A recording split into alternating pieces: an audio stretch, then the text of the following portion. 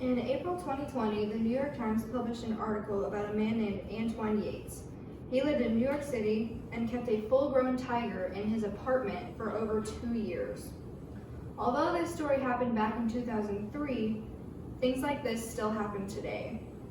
My goal today is to inform you on what kinds of animals are suitable to keep as pets, based on the domestication of the animals, what kind of animals are most commonly kept as pets, and the safety for both the animal and the owner.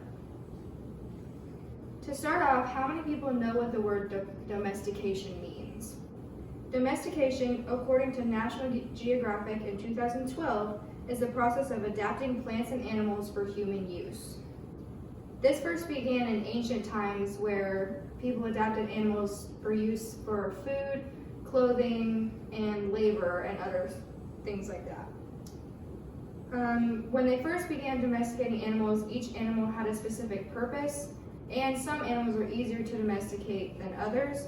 Like herbivores are easier to domesticate because they're easier to feed, and animals like dogs were originally had the purpose for assisting in things like hunting, and although they aren't always still used for hunting, they still keep those domesticated traits. Also, domesticated animals have desired traits for pets, like they're able to breed in captivity easily, they have a calm temperament, and they're able to resist disease or easily adapt to different climates. Now that we've discussed domestication, we can move on to what pets are most often kept. Logically, the most commonly owned pets would be the best ones to have, or would be the most suitable animals to keep. Cats and dogs are largely the most common because they're easy to keep, they're easy to care for, and they are good companions. According to Insider in May 2020, some other popular animals that are kept are fish, birds, rabbits, hamsters and guinea pigs, and some species of reptiles like turtles or lizards and things like that. Finally, when deciding on a pet to get, it's important to think of the safety for both the animal and the owner. Wild animals can be potentially dangerous and not always adjust well to captive environments, according to Born Free USA.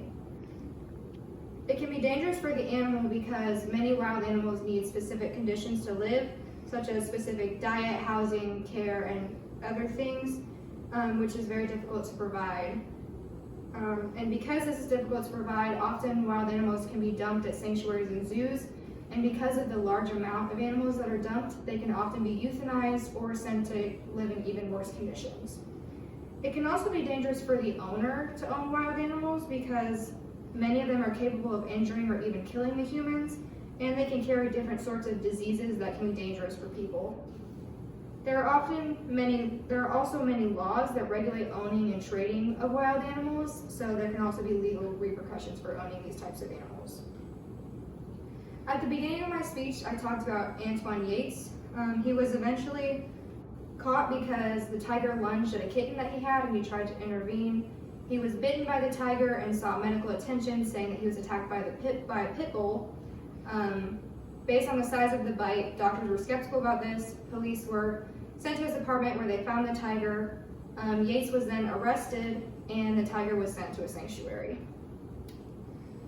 In this speech, I talked about what kind of animals are best suited to keep as pets based on domestication, which ones are the most common, and safety for the animal and the owner.